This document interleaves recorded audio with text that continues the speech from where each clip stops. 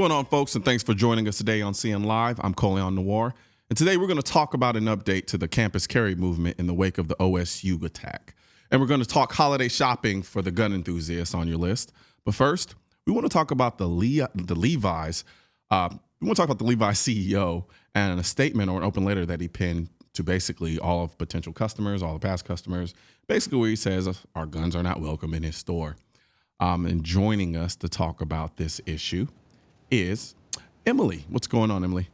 Not much. How are you doing? I'm doing pretty good, So the CEO for Levi's is basically penned an open letter saying a request that he basically doesn't want anybody bringing guns into his store.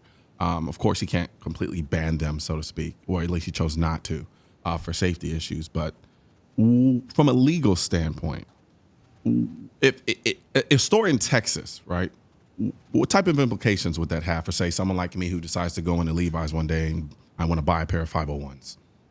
It has no legal implication. I practice law in Texas, so I can speak definitively to Texas law, but I can't imagine that there's a state in the whole country that would give legal effect to an open letter asking that you not bring guns into the store. Yeah. Most states, including Texas, there must be some kind of signage in order to create criminal liability for your act of walking a gun into a store. These we've seen by Starbucks. Levi's isn't the first to give this kind of broad stroke plea to not bring guns in the store. It's a political statement, I think, more than anything else. Yeah, and I thought about that too. I'm wondering, how much do you think liability or trying to avoid liability, considering the catalyst for his letter was somebody accidentally discharging a firearm in one of their stores? How much do you think the potential for liability plays a part in this letter? That could play a part. If I were one of these big companies, though, I would be concerned about the opposite, about their attempts to disarm people inside stores.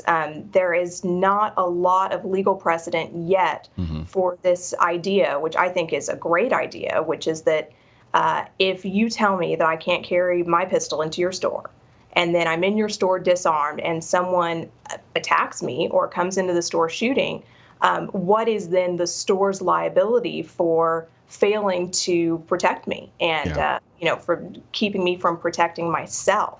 I do believe that there's a lawsuit pending in Florida to that effect right now. It would be great to get some answers and perhaps provoke some lawsuits in other states that might maybe make the liabilities. I think it would be a little bit harder to provoke a lawsuit from that perspective. I mean, for obvious reasons, but I think it is a very interesting angle to take because I think a lot of people don't really think about it from that perspective. The idea that the law says I can carry a firearm into a particular place, but yet I'm denied that ability. Now, how would it work from the standpoint of how strong of a case you think somebody might have? And I understand that the case law is kind of weak on this. With a letter like this, where he basically says he doesn't ban it, but he simply requests that you don't bring it in. Do you think that would help or hurt him in this particular, in a case where we'd actually flip it and sue on the grounds that you didn't allow me to have my gun or you requested that I didn't?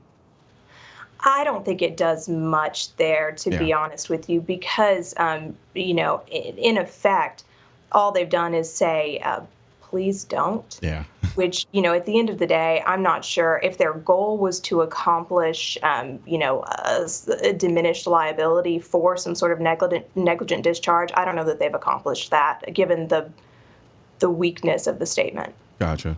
So now you practice. So specifically, what type of law do you practice now? I practice mostly criminal law, but my law firm is based out of Houston, Texas, and it's called Walker & Byington, and we are a firearms firm. So in addition go ahead, sorry. Exactly. Everything gun. So a lot of what I do specifically is criminal law, but, we handle civil cases that involve your guns, trying to get people their carry permits when they've been denied. Anything that you can think of that involves a gun, we cover.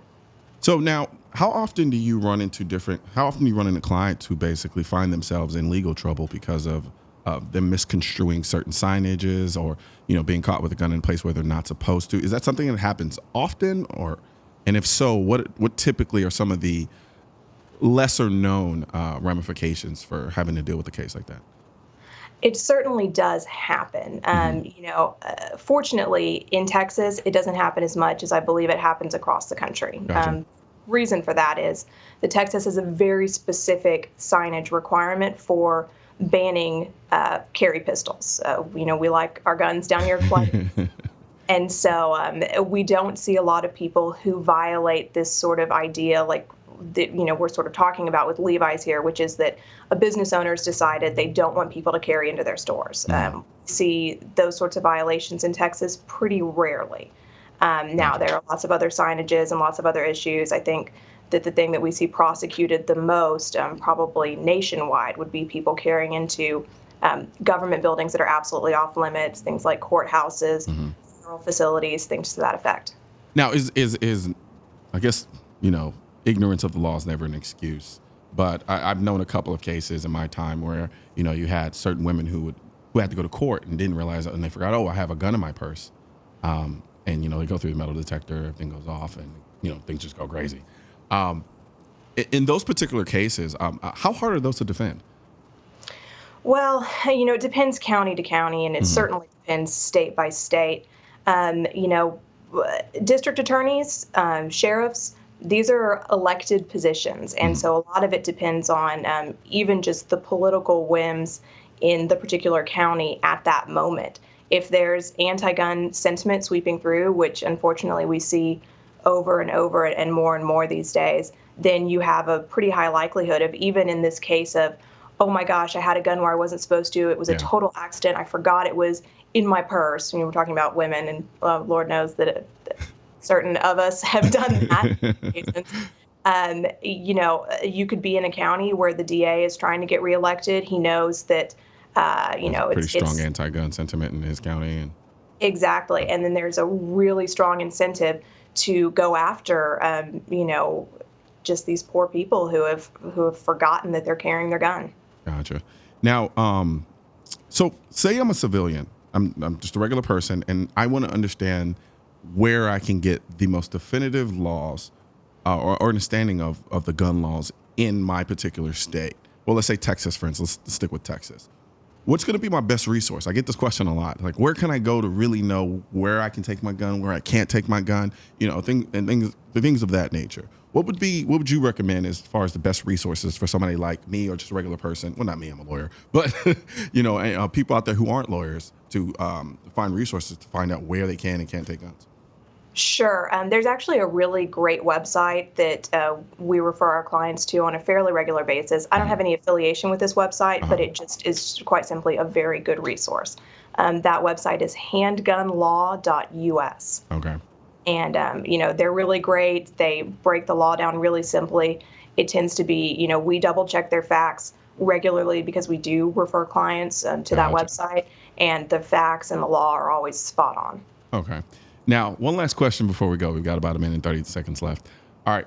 I talk to a lot of people in Texas, and I've always had this issue, not my personal issue, but I've heard people having issues with the vagueness of the notion of carrying a firearm while drinking in Texas. Can you clarify that for me at all, or anybody else out there who's wondering? I can. So the problem with the reason people are so confused about this is actually that when people get their carry permits down here, they're taught something that isn't quite the law. And I think that the Texas DPS has been a little sneaky about that. They teach you that there is a no tolerance policy for drinking while carrying your firearm. Although that might be a great personal policy to have, that's not the law. In Texas, you cannot carry if you become intoxicated.